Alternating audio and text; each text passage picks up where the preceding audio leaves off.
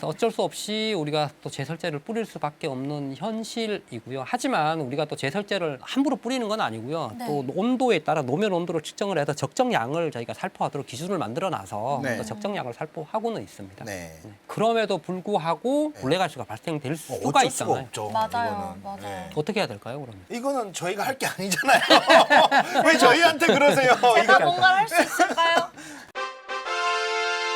인사할 시간도 많습니다. 여러분의 시간을 낭비해드릴 느리지만 쿨한 과학. 랩미팅입니다. 반갑습니다, 교수님들. 반갑습니다. 반갑습니다. 블랙아이스를 예방하기 위해서 굉장히 많은 그 국가 예산도 들어가고 있고 네. 기상학적 패턴이라서 완벽하게 막을 수는 없지만 그래도 많은 노력을 하고 있습니다. 블랙아이스 막으려면 첫 번째는 일단 도로 따뜻하게 하면 되겠죠. 일단 우리가 추우면 옷 입듯이 네. 도로도 따뜻하게 만들면 되잖아요. 어떻게? 따뜻하게 만드는 방법 뭘까요? 열선 열선. 깔자. 실제로 열선의 이 블랙아이스를 해결하기 위한 가장 근원적인 방법입니다. 아, 궁금한 게 있어요. 열선 어떻게 켜요? 가로등 켜지는 것처럼 이렇게 막 그냥 맞춰서 켜지는 거예요? 실제로 맞- 시스템에서는 다 시스템화되어 있기 때문에 네. 이 마우스로 켭니다. 아. 센터에서. 아. 네. 주택가 경사로라든지 네. 이면도로 또는 주차장, 보도 이런 부분에서 열선은 굉장히 효과가 좋습니다. 그런 도로의 특징이 있습니다. 무거운 차량이 다니지 않는 도로죠. 대부분 승용차, 기껏 무거운 차량이 다니면 마을버스. 그런데 이제 문제가 고속도로. 아, 그러니까 무슨 뭐 고속도로에다 자유로. 뭐 거기에 뭐 그 어떻게 어떻게 깔아요? 그 열선이 전기 장판에 그 열선을 굉장히 튼튼하게 만들어 놓은 거거든요. 네. 전기를 가해서 저항이 발생되면 열이 나서 따뜻하게 하는 원리는 똑같거든요. 네. 근데 그렇게 하더라도 망가져요. 이걸 안 망가지게 하기 위해서 좀 더 깊이 묻어서 열을 과도하게 내면 너무 전기도 많이 들고 도로가 망가지겠죠. 그렇죠. 아주 차가워진 유리에 뜨거운 물을 갑자기 부어버리면 어떻게 되죠? 깨지죠. 도로도 그렇게 되거든요. 아, 그렇죠. 너무 열선에다 열을 깊이 묻어서 열을 과하게 넣다 보면 도로가 다 깨집니다. 그렇게 국가 예산을 쓰고도 국민들이 안전하고 사고 안 나면 좋은 거잖아요. 네. 잘 되면 되는데 잘 안 안 된다라는. 되니까. 아. 우리 주택가 이면도로나 이런 도로는 10년도 이상도 충분히 갑니다. 열선 자체가. 네. 저희도 이제 지자체에서 열선 까는 걸 어떻게 생각하십니까? 박사님 그럼 괜찮습니다. 특히 이제 고령자 많으시잖아요, 요즘은. 네. 또 낙상 사고 일어나면 크게 다치시니까. 그런 분들이 많이 다니시는 길이나 또 우리 또 어린이들, 초등학생들 경사로 많으니까 통학로에 이런 부분에 열선은 굉장히 효과적입니다. 네. 실제로 지자체의 재정적 여력만 된다고 하면 열선은 굉장히 좋은 대안으로 되고요. 네. 그런데 우리가 대형 사고가 나는 국도 고속도로가 좀 힘들다라는 아. 그런 단점이. 이거는 도로의 특성상 힘든 거네요. 맞습니다. 네. 그런 부분을 그럼 또 해결해야 되지 않겠습니까? 네. 그러한 열선의 단점을 극복하기 위해서 네. 도로에 영구적으로 묻어 놓을 수 있는 도로 히팅 시스템을 저희가 개발을 했습니다. 우와! 연구를 했는데 작년에 1단계 연구를 종료를 해서 언론에서 몇 번 저희가 좀 나가서 보도를 하고 했던 사항인데요. 네. 그 내용을 간단하게 설명을 드리면 온수 매트다. 온수 매트 맞습니다. 온수 매트. 이건 온수 매트입니다. 네. 물을 순환시키는 거니까. 와, 기가 막히네요. 전기는 아니고 네. 여름철에 태양열이 도로에 보면 굉장히 뜨겁잖아요. 네. 우리가 뜨거운 태양열을 모으는 겁니다. 어떻게 모으냐? 물을 데워서. 어. 오. 도로 밑에 온수 파이프를 까는 겁니다. 튼튼한 온수 파이프. 절대 깨지지 않는 온수 파이프를. 네네네. 온수 파이프를 깔아서 그럼 물이 따뜻하게 되잖아요. 네. 이 따뜻한 물을 지하로 150m, 200m까지 내려보냅니다. 오. 내려보내서 지하가 안반이라고 하면 뭐 흙이라도 상관없습니다. 안반이라면 도로를 따뜻하게 데워놓는 겁니다. 이거를 5월, 6월, 9월까지 한 6개월 동안 네. 계속해서 순환 5, 6개월 동안 여름에 뜨거운 태양열을 다 모아놓는 거예요. 물을 따뜻하게 오. 만들어서 내려보내서 밑에 땅을 따뜻하게 만들어 놓는 거죠. 네. 그리고 이 따뜻하게 해놓은 거를 다시 겨울에 쓰는 겁니다. 겨울에도 계속 순환시키는 거죠. 따뜻하게 해놓은 다음에. 그래서 그 열량을 저희가 좀 계산을 해놓은 게 있는데요. 단위 면적을 저희가 10/4로 잡았는데 네. 이 면적의 여름철 5, 6개월 딱 내리쬐는 열량이 에너지로 따지면 약간 27,000 정도 됩니다. 27,000kWh. 이 부분 우리 다 이용할 수는 없잖아요. 네. 기본적으로 열이라는 게 열이 전환되면서 소실되니까 그중에 한 3분의 1 정도를 저희가 모을 수 있습니다. 네. 이 부분을 땅 속에 이제 열을 저장해야 되는데 여기서도 열 손실이 일어나거든요. 그렇겠죠. 그 한 반 정도는 다 소실되고 반 정도는 저장할 수 있습니다. 네. 네. 이게 왜 그러냐면 집안의 특성 자체가 축열 성능과 단열 성능이 굉장히 우수하거든요. 그러니까 네. 축열은 뭐냐면 열을 모을 수 있는, 축적할 수 있는 모인 열 자체가 단열이 잘 되기 때문에 빠져나가지가 않아요. 네. 그러니까 땅 속에 잘 머물러 있는 겁니다. 이렇게 모은 47,000kWh의 이 열을 겨울 한 3개월 동안 도로 돌리는구나. 표면에 8kW 10%의 그 에너지만 우리가 쓰면 노면 온도를 약간 3도씨로 유지를 할 수가 있거든요. 오. 외부 온도와 상관없이 연천에 가면 저희 그 연구원이 가지고 있는 실험 도로가 있는데 거기다 실험을 했습니다. 어두운 색의 온도가 마이너스 2.9도고 네. 밝은 색이 3.7도인데 가장 밝은 색이 우리 온수 깔린 거 보이시죠? 보일러 배관처럼 네네네네네. 깔려 있잖아요. 네. 바닥에 이 보일러 까는 거랑 똑같거든요. 그 열을 순환시켰더니 이 도로 표면은 3.7도까지 올라갔다. 이거 괜찮은데? 네, 실험 결과 이렇게 나왔습니다. 그런데 이게 아직은 연구 개발 단계에서 예산을 뽑는 건 불가능한 거잖아요. 네, 그렇죠, 그렇죠. 뭐 재료비만 하면 얼마 안 돼. 그런데 우리가 네. 이제 실제로 사업화를 하려면 거기에 이윤이 붙어야 되고 또 영업비용 이런 부분이 있기 때문에 네. 어쨌든 비용 자체는 열선에 비해서 크게 차이가 나진 않습니다. 네. 그러면 현재 운영 중인 우리가 사용 중인 도로에 다 설치할 수 있느냐? 네. 그건 좀 불가능하고요. 네. 운영 중인 도로에 도로를 다 파헤치고 보일러 배관을 매설하기에는 좀 쉽지 않은 부분은 빡세죠.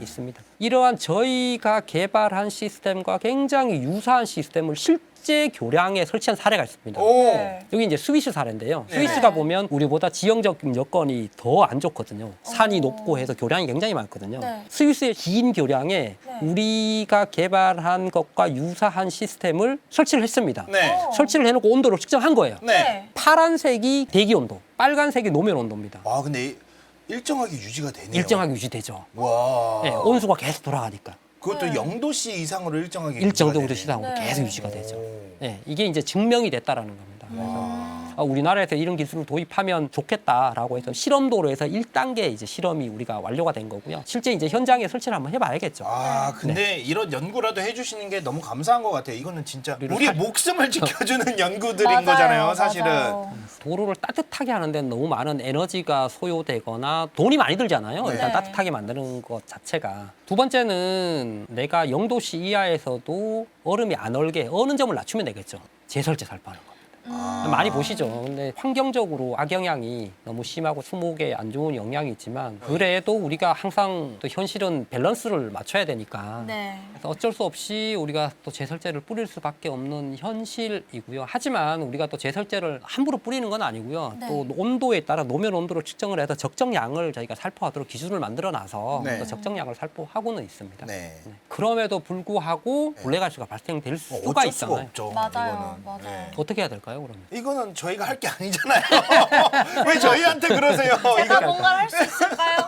그러니까 완전히 막을 수 없다면 블랙아이스 있는 지점을 미리 탐지해서 막히는 구간 알려주듯이 그렇게 해주자는 거죠. 그런 기술을 저희가 두 가지를 개발을 했습니다. 오, 했습니다. 네네네. 블랙박스. 네. 네. 블랙박스 다 달고 다니죠. 영상 카메라가 있는데 노면의 상태가 눈이 있는지, 여기 물기만 있는지, 네. 여기는 진짜 결빙이 있는지 이런 부분을 탐지할 수 있거든요. 네네. 오. 네, 뭐 요즘 AI 성능이 워낙 좋아져 있으니까 그런 기술을 저희가 개발을 했고요. 네. 또 민간에도 다 기술 이전도 저희가 다 완료한 상황입니다. 요건 좀 흥미로운 상황인데 차량은 항상 어떤 차량이든지 구동축이 있고 피구동축이 있거든요. 네. 구동축이라 하면 엔진 엑셀레이터를 밟았을 때 바퀴가 돌아가는 축. 네. 피구동축은 그냥 따라가는 축. 네. 그런데 미끄러운 노면을 지나가면 바퀴의 4개의 속도가 다릅니다. 돌아가는 속도가. 미끄러운 도로를 우리가 걸어가면 약간씩 미끄러지잖아요. 네. 그게 타이어에 그런 현상이 나타나거든요. 그럼 구동축과 피구동축의 속도가 달라지네요. 달라져요. 네.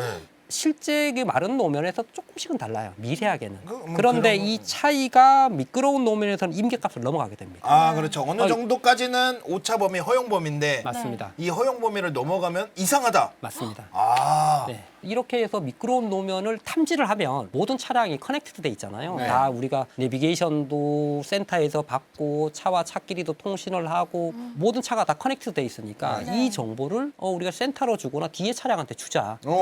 알려주고 주위에 있는 제설 차량한테도 알려주자. 어. 네. 왜냐하면 제설 차량은 돌아다니는데 어디가 블랙아이스가 생긴지 다 알 수는 없는 거잖아요. 그렇죠, 그렇죠. 여기는 좀 있는 것 같네라고 하면 그쪽으로 빨리 이동해서 녹이면 되겠죠. 네. 네네. 와. 그런 기술을 개발을 했고요. 이 기술을 저희가 시연한 동영상 보시면 요거 이제 대시캠 오, 블랙박스 드라이. 영상으로 드라이는 여기 이제 OX로 나타나는 겁니다. 드라이는 이제 안전한 노면. 네네. 사실 적긴 했는데 안전한 노면이고 눈이나 결빙이 나타나면 이제 빨간색으로 바뀔 겁니다. 저 오. 네모 박스가. 오. 네, 빨간 눈이 좀 있으니까 빨간색으로 바뀌죠. 오. 네. 오, 똑똑해. 네. 앞에도 이런 구간이 되게 위험하거든요. 야, 이렇게 이거 보기만 해도 구간. 너무 위험하다. 네, 응달과 위험하죠. 내가 가면서 와. 수집한 정보를 뒷차량이나 제설 차량에 알려주면 네. 도로 관리 측면 또는 뒤따르는 차량이 안전운전을 할 수 있으면 대비할 수 있으니까 네. 훨씬 더 안전에 도움이 되겠죠. 오. 그 다음 슬라이드는 보시면 아까 차량의 그 회전축 바퀴가 돌아가는 그 차이를 이용해서 네. 우리가 블랙아이스 이제 블랙아이스가 있는 노면입니다. 네. 차가 오, 좀 미끄러졌죠. 네, 네, 미끄러졌어요. 이 제 차입니다. 오. 제 차예요. 제가 출근하면서 이런 이벤트가 발생해서 그 데이터를 모았습니다. 모아서 우리가 개발한 디바이스를 보시면 미끄럼 경고가 뜨죠. 아, 몸소 하시는 거예요? 용서 있습니다. 아, 몸소 제 차입니다가 네. 제 차입니다가 충격적이네요. 미끄러졌는데 이거다 싶었죠. 네. 미끄러졌는데 이 데이터인데 차가 가면서 초 단위로 저렇게 좀 이벤트가 발생이 되고요. 네. 와. 네, 네. 세상을 안전하게 하려면 안전하게 해야 네. 됩니다. 내가 위험하면 된다. 뭐 이런 약간 박사님 약간 이런 느낌인데요. 약간. 그것까지는 아니고요. 저도 네. 어쩔 수 없이 미끄러진 겁니다. 아, 그렇죠, 그렇죠. 블랙 아이스인지 몰랐어요. 저도 네. 모르고 왔습니다. 그럼요. 연구자라고 뭐. 네. 네. 어떻게 다 알겠습니까? 그렇죠. 블랙 아이스 위에서 미끄러지지 않으려면 어떻게 해야 될까? 기존에는 박사님이 해결해야 되는 문제였다면은 예. 이제는 운전하는 사람들이 운전자 꿀팁. 입장에서 네, 꿀팁 꿀팁. 같은 거네요. 네. 아, 요거 뭔가 너무 당연한 말 이게 같은데요. 좀 TV에서는 천천히 가세요. 네. 차간 거리 넓히세요. 이 말을 하니까 이건 또 과학 또 채널이니까 네. 또 우리 약간 좀 과학적으로 네. 자 마찰력을 잘 활용하자. 복잡하긴 한데 아이, 뭐 뭔가요? 내용 많습니다. 다 보실 필요 없고요. 다 보실 필요 없고 읽지 마십시오. 읽지 말고 해석하지 마십시오. 얼음에서 막 뛰어가면서 싹 미끄러지면 뛰어갈 때보다 미끄러질 때가 내 속도가 더 빠름을 느끼죠. 네. 왜 빠르냐면 그때 네. 마찰력이 다른 마찰력입니다. 어. 바퀴가 돌아갈 때는 정지 마찰력이 작동을 합니다. 네. 네. 제동을 하더라도 타이어 바퀴는 돌아가야 돼요. 네. 돌아가지 않으면 멈추지 않습니다. 네. 네. 그래서 우리가 블랙아이스 위에서 사고 나신 분들이 브레이크를 밟았는데 차 속도가 더 빨라졌어요. 실제로 과학적으로 맞는 얘기입니다. 마찰력을 잘못 활용하면 속도가 네. 더 빨라집니다. 어. 차가 달리고 있을 때는 엔진 브레이크만 쓰더라도 정지 마찰력이 작동을 해서 어느 정도 멈춰요. 그런데 거기다 브레이크를 딱 밟아서 바퀴를 잠겨버리는 순간 운동 마찰력이 작동을 합니다. 아. 운동 마찰력. 구르지 않으면 운동 마찰력입니다. 어떻게 내가 주행하느냐에 따라서 내가 정지 마찰력을 활용할 수도 있고 네. 운동 마찰력을 이용할 수밖에 없는 되는 경우가 있고 네네. 그게 바로 브레이크를 꽉 밟았을 때거든요. 그렇게 미끄러질 때 네. 어떻게 해야 되느냐? 제일 좋은 거는 먼저 엔진 브레이크 써서 우리 기아 변속을 해서 속도를 낮춘 다음에 네. 30km 이하 정도 왔다라고 하면 그때부터 이제 브레이크를 써도 되거든요. 브레이크를 나눠서 밟는 것보다 더 중요한 것이 서서히 밟아야 됩니다. 어. 서서히 밟으면서 차가 조금이라도 틀어지는 느낌이 있으면 다시 뗐다가 핸들을 막 꺾으시는 분들이 있거든요. 네. 근데 차가 가장 안전한 부분은 앞 범퍼에 안전장치가 다 들어있습니다. 아, 차 그렇죠. 옆면은 너무 위험해요. 네네. 네. 그러니까 옆으로 부딪히면 내가 다치거나 동승자, 소중한 또 가족분들 네. 다칠 수 있잖아요. 네. 절대 틀지 마시고 어차피 30-40km에서 부딪혀도 요즘 차가 워낙 안전하기 때문에 사람한테는 전혀 해가 없거든요. 안전벨트만 매고 있으면. 네. 그렇게 엔진 브레이크를 쏘고 브레이크를 밟을 수 있으면 서서히 밟는 게 가장 중요합니다. 이 곡선 구간에서는 횡방향 마찰력도 있거든요. 그렇죠. 옆으로 근데 실제로 돌아야 보면 우리가 되니까. 도로를 설계할 때도 이 종방향 마찰력에 비해서 횡방향 마찰력을 약 4분의 1 정도로 설계를 합니다. 네. 그 얘기는 뭐냐면 횡방향으로 미끄러지면 4배 더 위험하다는 얘기예요. 어. 특히 곡선의 위험한 부분이 고속도로 램프 지나갈 때 램프에서 사고 많이 나거든요. 네. 램프 되게 휘어져 있잖아요. 굉장히 이어져 있죠. 네. 젖은 노면을 대비해서 노면을 만들어 설계를 했거든요. 네. 그런데 네. 높은 속도로 주행할 때에 블랙아이스가 있다고 하면 횡방향 마찰력도 작용할 수 있기 때문에 그 안전도를 담보를 못합니다. 네. 무조건 램프를 빠져나갈 때는 먼저 악셀레터에 발을 떼야 돼요. 램프를 접어들어서 감속하지 늦습니다. 네. 들어가기 전에 감속을 하셔야 돼요. 음. 곡선부에 진입할 때는 전에 일단 가속 페달에서 발을 떼야 됩니다. 네. 네. 다른 분들이 내 앞차를 추월해 가더라도 나는 일단 발을 떼야 됩니다. 내가 살기 위해서는. 곡선부 진입해서는 서서히, 가속을 하더라도 천천히 서서히 해봐야만 여기서부터 차가 좀 미끄러지네?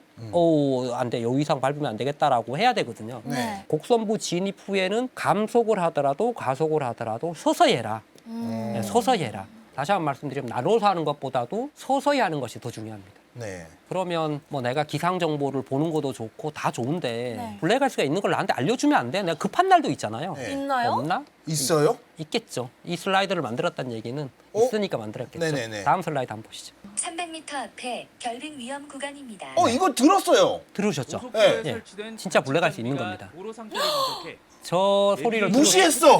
무시하지 마십시오. 진짜로 적외선 있는 센서를 겁니다. 통해 도로에 물기가 있는지, 눈이 쌓였는지, 얼음이 얼었는지 등의 다양한 노면 상태를 감지하는 겁니다. 위험 구간 300m 전에 관심, 주의, 위험 등 3단계로 알려줍니다. 제가 1월에도 그 미국에 학회를 다녀왔는데 네. 실제로 저기 우리가 기상청에서 관측한 센서거든요. 네. 저 센서의 신뢰도를 측정한 결과 90% 이상입니다. 와. 그래서 실제로 저 센서에서 결빙이라고 나왔을 때만 결빙 정보를 주기 때문에 기상청에서 300m 앞에 블랙아이스 있다고 하면 정말 있는 겁니다. 그래서 메시지를 듣는 순간 일단 엑셀레이터를 발 떼고 가는 게 좋습니다. 와. 네, 브레이크 함부로 밟지 마시고요. 거기서. 저 정보를 지금 전체 우리나라 고속도로에 다 있는 건 아니고요. 단계적으로 기상청에서 늘리고 있겠네요. 인프라를 구축을 하고 있습니다. 오. 그래서 기상청에서 나온 정보를 우리가 T맵, 카카오맵 주로 다 활용하시잖아요. 네. 그리고 아틀란이라는 화물차분들 많이 쓰시거든요. 네. 이 세 개의 내비게이션은 겨울에 고속도로를 다니실 때는 항상 켜고 다니라고 좀 권해드리고 싶습니다. 왜냐하면 결빙 정보 때문에. 네. 특히 결빙 사고는 차량이 고속으로 달릴 때 더 위험하거든요. 그래서 내가 아는 길이라고 하더라도 야간에 갈 때는 내비게이션을 켜고 다니시는 게 좋을 것 와. 같다. 예. 그리고 마지막에 이거는 좀 드리고 싶은 말씀인데 미국이나 이제 외국에서는 제설 차량을 우리가 긴급 자동차로 지정을 해서 네. 제설 행위를 방해하면 응급 차량의 진로를 방해한 것과 같은 처벌을 받게 되거든요. 그래요? 왜냐하면 제설 차량이 지나갈 때는 눈보라가 납니다. 제설 네. 차량 눈을 맞아, 밀고 맞아, 가기 맞아. 때문에. 네. 그러니까 제설 차량이 뒤에가 보이질 않아요. 네. 네. 주변에 뭐가 있는지 몰라요. 그러니까 제설 차량 주변으로 근접을 하거나 추월하거나 하면 굉장히 위험합니다. 왜냐하면 네. 또 연막칼슘을 뿌리면서 가잖아요. 네. 이게 차에 튀면 차이도 굉장히 안 좋거든요. 그 부분을 포함해서 국토교통부에서 또 이제 겨울철 도로 안전에 대해서 홍보한 그 유튜브 영상이 있습니다. 네. 네, 그 부분을 마지막으로 보여드리면서 내용은 여기까지로. 좋습니다. 네. 다음 어머. 장 주시면요. 네, 여기가 11월 좀- 네. 15일부터 겨울철 도로안전 예방적 대응 체계가 본격 가동됩니다. 맨눈에는 단순히 젖은 도로처럼 보이더라도 도로색으로 보여 식별이 곤란합니다. 터널 입출구처럼 그늘지고 온도가 낮은 곳에서는 속도를 시속 40km 이하로 줄입니다. 2023년 12월 21일 부안 서해안고속도로 줄포나들목 인근 도로에서 제설 차량이 전도되는 사고가 발생했습니다.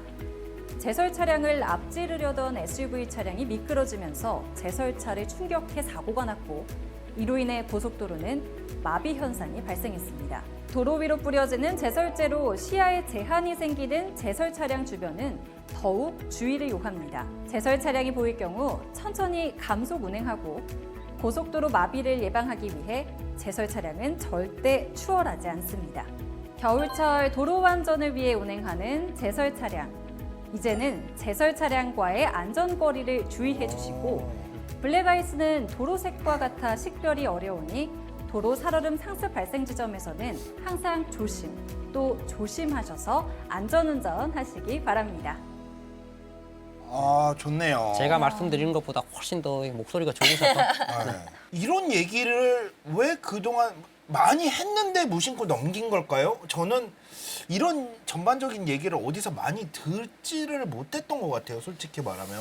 언론에서는 간단하게 뉴스로 나오기 때문에 네. 결국은 제가 이때까지 한 얘기를 종합하면 블랙아이스 조심하시고 감속하시고 차간 거리 유지하세요예요.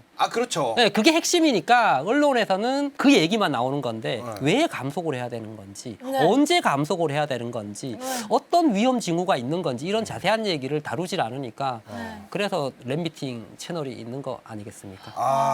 네. 오늘 출연해 보시니까 어떠셨어요? 너무 즐거웠고요. 또 연구했던 내용을 자세하게 말씀드릴 수 있어서 굉장히 유용한 시간이었던 것 같습니다. 네. 그것보다 더 중요한 것은 뭐 제가 유용한 것도 유용한 거지만 우리 사고가 안 나야 되잖아요. 맞아요. 더 이상 이제 블랙아이스 큰 사고 없이 좀 안전하게 겨울이 났으면 하는 바람입니다. 좋습니다. 좋은 이야기 해주신 한국건설기술연구원의 장진환 박사님 다시 한번 박수 드리겠습니다.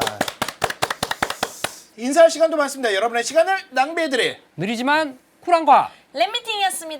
감사합니다, 교수님들. 감사합니다. 감사합니다.